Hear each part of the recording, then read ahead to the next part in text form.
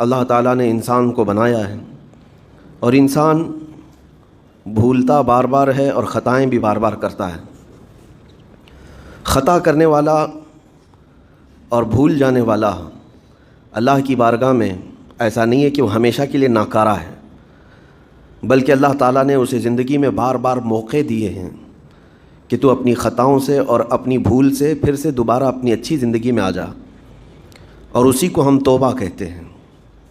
توبہ کا جو آپشن رکھا گیا ہے انسانوں کے لیے، مسلمانوں کے لیے خاص طور پر، بہت ہمت والا ہے، دروازہ ہے، بہت ہمت والا دروازہ ہے۔ اور اسی وجہ سے حدیث پاک میں یہ ہے کہ گناہ کرتا ہے بندہ، پھر توبہ کرتا ہے، پھر گناہ کرتا ہے، پھر توبہ کرتا ہے، یہ کرتا رہتا ہے۔ فرشتے اللہ کی بارگاہ میں عرض کرتے ہیں کہ مولا یہ تو بار بار وہی کرتا ہے، پھر توبہ کرتا ہے۔ اگر ہمارے ساتھ کوئی غلطی ایک بار دو بار کر دے، تیسری بار تو ہم اسے چھوڑیں گے بھی نہیں۔ انسانوں کی طبیعت تو یہی ہے، لیکن بندہ جب بار بار ایک خطا کرتا ہے اور پھر توبہ کرتا ہے، پھر خطا پھر توبہ، تو فرشتے جب اللہ کی بارگاہ میں عرض کرتے ہیں کہ یہ مولا یہ ہر بار یہی کرتا ہے، تو جانتے ہیں پروردگار عالم کیا فرماتا ہے، ارشاد فرماتا ہے اے میرے فرشتوں، میرا بندہ مجھے رحمان سمجھتا ہے اس لیے بار بار توبہ کرتا ہے، مجھے وہ ارحم الراحمین سمجھتا ہے، ورنہ کون بار بار اللہ تبارک و تعالیٰ کی بارگاہ میں دروازہ کھٹکھٹاتا۔ تو رب تبارک و تعالیٰ ارحم الراحمین ہے، یہ تصور ہر مسلمان کے ذہن میں ہے، اس کی وجہ سے وہ کبھی مایوس نہیں ہوتا۔ اور شیطان کا سب سے بڑا حربہ کیا ہے جانتے ہیں آپ؟ سب سے بڑا بہکانے کا اور گمراہ کرنے کا اور ہمیشہ گناہوں میں ملوث رکھنے کا سب سے بڑا آلہ، کہ بندے کو سب سے پہلے نا امید کرتا ہے، اب تیرا کیا ہوگا، تو طبہت برباد ہو چکا ہے۔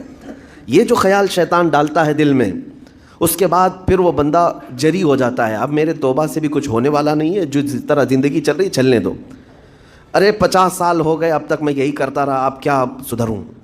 یہ جو خیالات ہے یہ شیطان ڈالتا ہے تاکہ اس کی کفر پر موت ہو جائے، تاکہ وہ ہمیشہ گناہوں کی موت مرے۔ نا امیدی جو ڈالتا ہے شیطان، اب میرے ساتھ کچھ ہونا نہیں ہے۔ نہیں میرے عزیزو، رحمت عالم صلی اللہ تعالیٰ علیہ وسلم کی بارگاہ میں کیسے کیسے لوگ آئے اور ارحم الراحمین نے ان کی توبہ قبول کی۔ آپ کو ایک بات میں بتاؤں، سیدنا عمر ابن خطاب رضی اللہ تعالیٰ عنہ کا دور ہے، مثنوی شریف میں مولانا روم فرماتے ہیں، جنت البقیع آپ نے سنا ہوگا، قبرستان مدینے کا، مدینے کے قبرستان میں رات کے وقت ایک بوڑھا آدمی 80 سال کا جو بانسری بجاتا تھا اور اسی سے پیسہ کماتا تھا، اس کی بانسری میں بڑی اچھی لے تھی، بڑی سر اچھی تھی، لوگ سنتے تھے اور پیسے دیتے تھے، لیکن بڑھاپے میں جب سانس پھولنے لگ جاتی ہے، ہانپنے لگ جاتا ہے، سانس نہیں ٹھہرتی، تو بانسری کیسے بجتی، اس کی لے ٹوٹ جاتی، لہجے بدل جاتے۔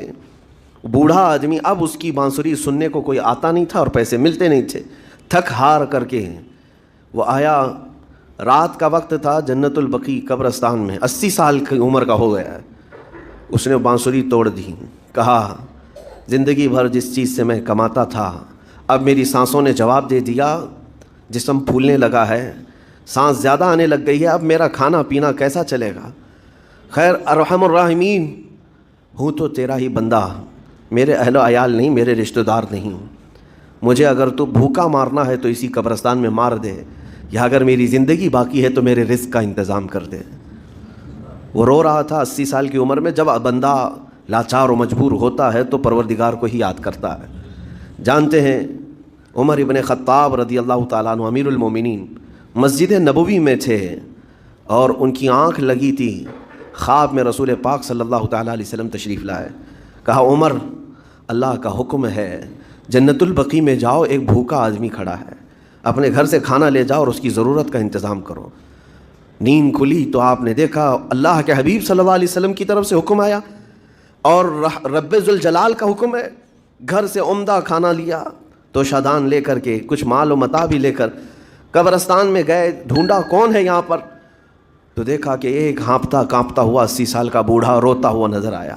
امیر المومنین اپنے ہاتھ میں توشادان لے کر اس کے قریب گئے، کہا تو بھوکا ہے؟ کہا ہاں بھوکا ہوں، بیٹھ چل میں تجھے کھلاتا ہوں۔ دسترخوان بچھا کر اسے اپنے ہاتھوں سے کھلایا اور اسے اپنی ضرورت کے مطابق جو ضروریات تھیں اس کی ضرورت کے مطابق وہ ساری چیزیں دی۔ وہ بوڑھا پوچھتا ہے آپ کون ہیں؟ حضرت عمر فاروق نے کہا میں عمر ابن خطاب ہوں۔ وہ ڈر گیا، حضرت عمر سے کون نہیں ڈرتا تھا کہ کہیں یہ کھلا پلا کر کے مجھے کوڑے نہ ماریں کہ زندگی بھر بانسری بجانے والا آج پکڑا گیا ہے۔ ہاں آج مجھے یہ سزا نہ دے دے. وہ کانپنے لگا. کہا کہ آپ یہاں کیسے؟